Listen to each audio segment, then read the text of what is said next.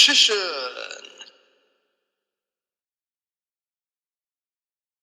Hey YouTube, Richician 84 here, and welcome to Q&A number 74. Let's kick this off.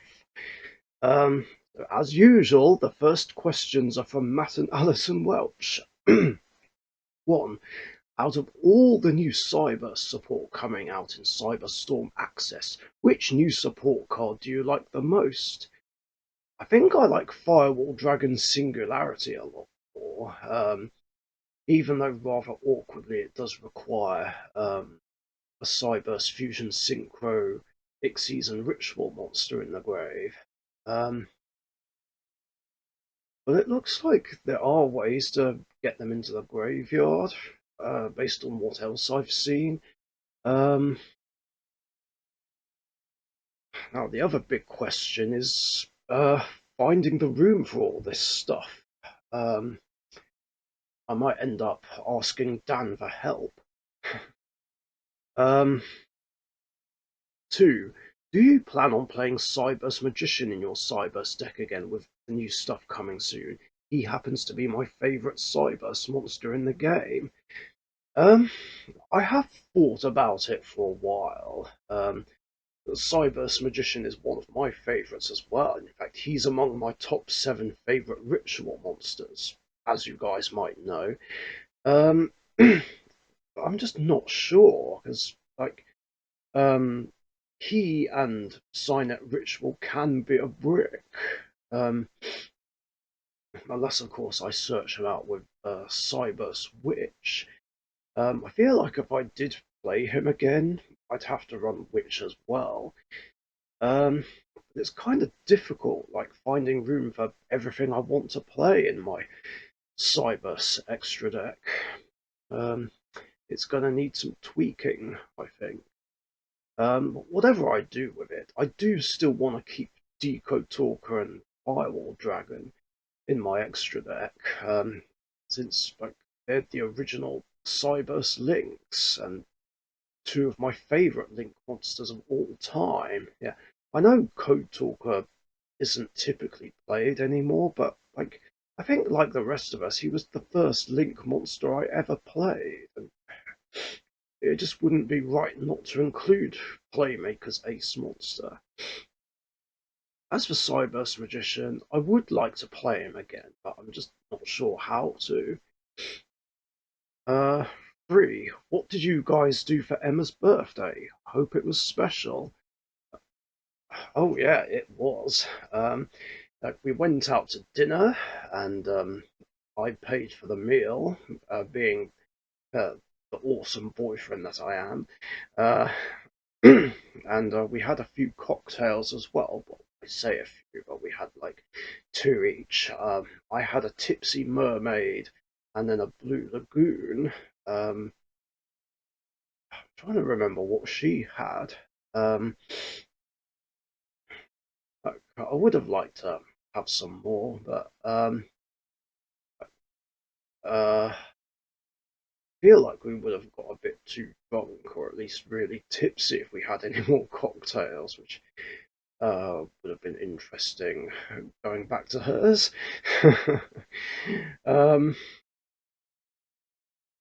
but yeah, it was a great night all around. That's something I forgot to say at the start. Thank you very much, everyone, for wishing Emma a happy birthday. It's really great, and she's very thankful. Um, Next question is from Kalo Shade, the host of the Kalo's Conference podcast himself, and one of the OG YouTubers from back in the day. Um, my question in future would be, excuse me, what deck are you building for the Edison format? Um, I'm actually not building anything. I mean, you've seen my channel update video, so like, the only Edison decks I have, which I'm gonna roll with, are Rainbow Neos and generic spellcasters. There's no plans to build anything else. I don't really want to build any more decks in real life. maybe current format Blackwings, because I've got a few bits and pieces, but I don't know if that'll happen. Um, but yeah, otherwise, Rainbow Neos and Spellcasters are what I'm rolling with. I'm going to have to slightly edit my Rainbow Neos extra deck again because I found out um, from Jude, one of the guys from my locals, that apparently cards from the Shining Darkness are not legal for Edison format for some reason. Um, I don't actually understand why. Like, considering that the Shining Darkness was released during the March 2010 format, um, doesn't make much sense to me. And again, like, um, it doesn't make much sense for cards released in a set during a certain format to not be legal for set formats. Like, even ones that come out like a few weeks before a ban list. Um, Now, regarding Goat and Cybernetic Revolution and September '07 and Phantom Darkness, that does kind of make sense because we don't want Stein OTK in Goat format and we don't want Dark Return in September '07. But that kind of makes sense, especially considering um, those sets came out not too far away from the respective ban lists, October '05 and March 2008. Um, so, yeah, it's kind of annoying. I can't use Black Winged Dragon. Then again, I'm not likely to summon it anyway, but I'm still going to have to replace it. Maybe with another copy of Gaia. Um, but on the other hand, that's not so bad because it means that X-Sabers and Infernities won't be at full power. So, um, like Infernities won't be played at all since there were buckle support cards um, before Shining Darkness. Um, Whereas, I mean, yeah, X-Sabers were still kind of good before that set came out, but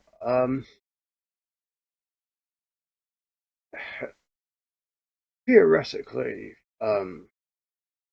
they should be somewhat easy to deal with. I don't know. But then again, I'm not so sure because they were still quite tough, like before we got um, the cards that came out in Shining Darkness. So I don't know. Um, but even if X-Sabers and Infernities won't be a problem, Gladiator Beasts still will be, and I would preferably rather not deal with them. Um, yeah, because, like, as everyone should know by now, I absolutely fucking hate Glads purely because Huracan Chariot exists and stop anyone from playing. Like, I don't know how anyone can defend them and say they're easy to beat. Like, fuck off, are they? Like they're impossible to beat, or at least they were back then. Like once Harak and Chariot are in play, like you can't do shit against them. Um, I mean, yeah, there's more ways to deal with them now, but back then it was just a nightmare. Like, I mean, why do you think I hate them so much? And um, why else back then would I have been desperately calling for Heraclinos to get banned? That's how much Glad's pissed me off.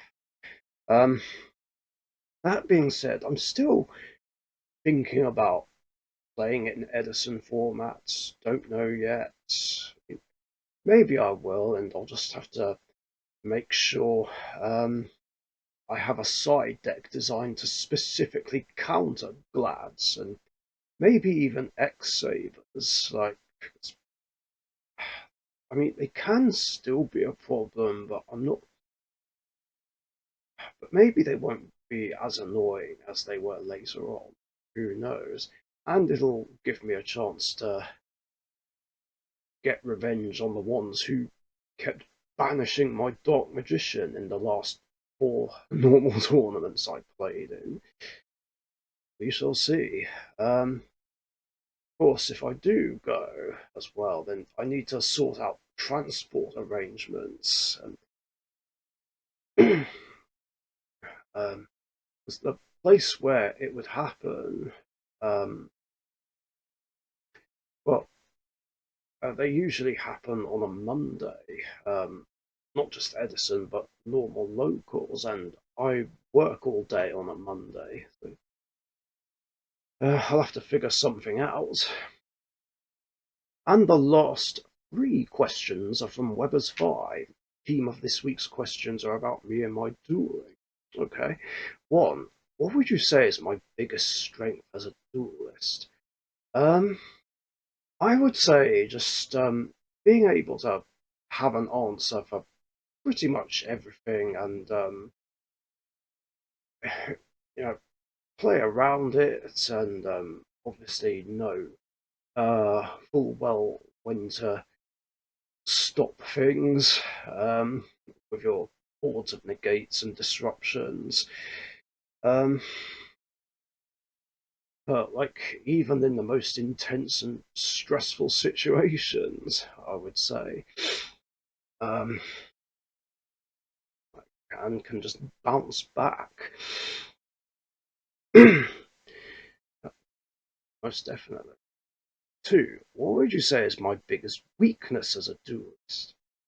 Like, this is actually really hard to say. And I'm not saying that just to be nice. I'm genuinely struggling to think of something. I've been trying to think about this all night, like until I dropped off to sleep, of course, and all day so far. Um, I, honestly, the only thing I can think of really is uh, overconfidence at times. Like, I'm not saying um, this is the case all the time, or is anymore. Of course, I could be completely wrong here because I don't want to judge or assume things. It's just that that's it's kind of the impression I get, like in um, situations where you don't think I have game, and then I do have game. One example being one of our old matches from September 17, where I was playing Dark Magician against your Pendulum Magicians, and I had a board of monsters, went to attack, and you said, okay, it's not quite game yet, or something along those lines. And then I flipped up Eternal Soul, special summoned Dark Magician, and attacked the game with him. But then again, I don't know really how much that would be considered overconfidence. Maybe I could be wrong. I don't know. Um, or in a case where it's like how confident do you feel about beating my Endymion deck, or you um, yeah, how much do you think you can beat it, or something along those lines? And then eventually I did.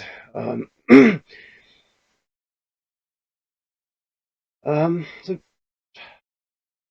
yeah, that's really the only thing I can think of. Um, but of course, again, I could be completely wrong here.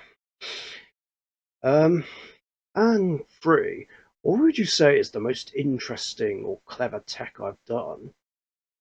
Again, that's another hard one to say, as there've been so many over the years. I don't know whether you're talking about in any of your decks or just Endymion.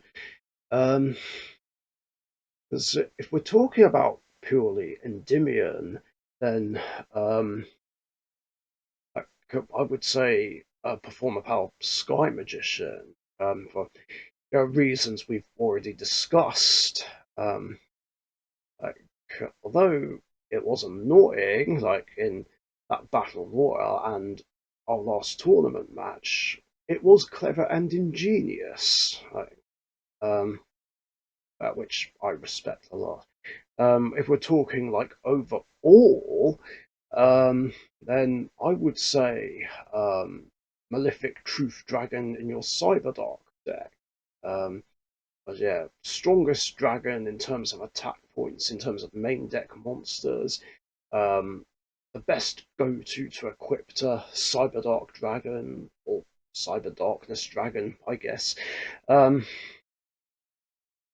like, which is a really good idea and makes Cyberdark Dragon super strong. I mean, already just coming out at 6,000 attack points plus a few extras depending on how many monsters are engraved. Like, it's absolutely brilliant. I love it.